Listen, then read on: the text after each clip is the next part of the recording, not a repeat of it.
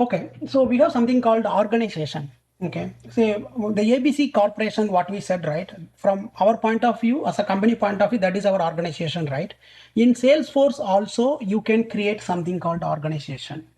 Okay, say ABC Corporation decided that, okay, I want to build my entire business. I want to manage all my business data, right? I decided to go ahead and use the Salesforce as a my platform where I can use it, right? So once the decision is made, someone from the ABC Corporation will go to Salesforce, or they login into Salesforce, they will set up their account, right? Whenever you get a new sign up in Salesforce, you get one organization. That is Salesforce organization. That is nothing but it's an instance of Salesforce platform. Okay, say example, ABC corporation is going to create one Salesforce account. It will get its own organization, one Salesforce setup.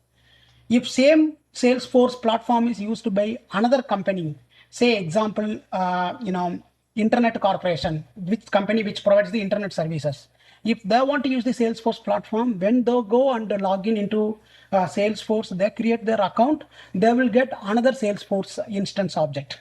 Okay, so you can, if you look at right, both the guys are running in the Salesforce, but both people are separated. Okay, if ABC Corporation is going to log in, they can log in only to their organization. They will not be able to see the others organization.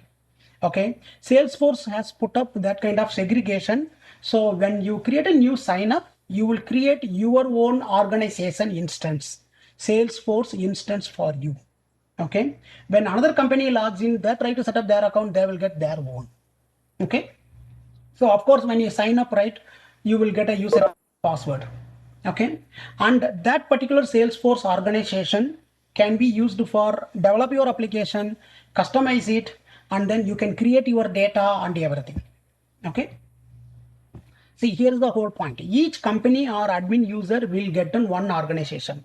Say from that organization, they decided to use a Salesforce, they get one organization. Once that get that organization right, they can add additional employees to that organization, Salesforce organization, so that all the employees can come and access particular Salesforce instance.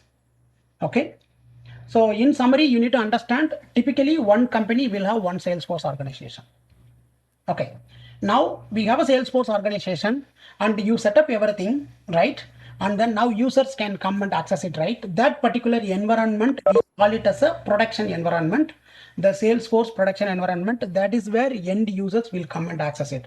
Say example, marketing employees, the employees who handle the marketing part can come and create a campaign, and then they can send mails to the potential customers, all those things. And the sales employees can come and add a new product, they can sell the product, and then they can map the product to the account.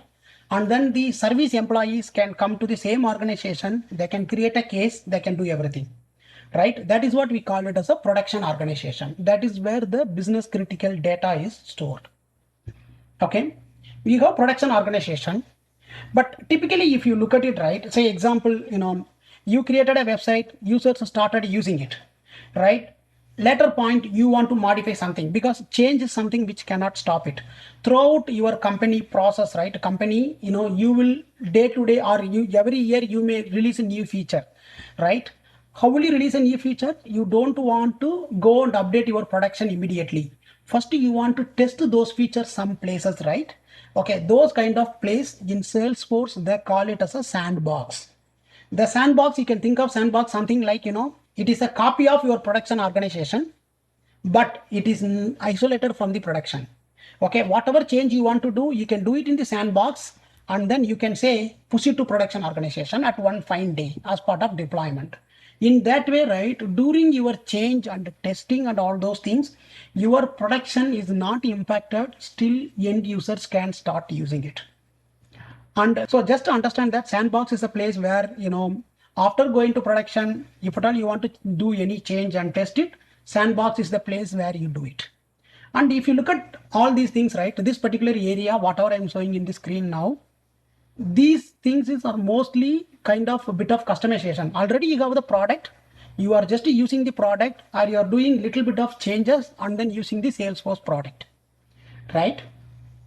This is one possible case. Okay, customization of Salesforce product to use it for your organization need. Okay, but this is not always the case, right? There are some situations where you may need to develop your own functionality which is not available in Salesforce at all, right? In those particular cases, you need to develop it, right? That is where we have something called Apex, like how we have a Java, C, C++, those kind of languages. In Salesforce also, you can write a custom code, custom functionality. People call it as a Apex. Okay, using Apex, they can write it. Okay, you can extend the Salesforce functionality, you can write your own code. You do development using Apex, and then it has to be tested. Okay, after testing, you can push it to production. Okay, see, I'm introducing this word Apex because while you're going through trial guide, right, then and there, in trial guide, it is mentioned that additional functionality can be implemented using Apex. Okay, just to understand, Apex is it's a kind of programming. For now, you can understand kind of programming language or way of doing programming in Salesforce.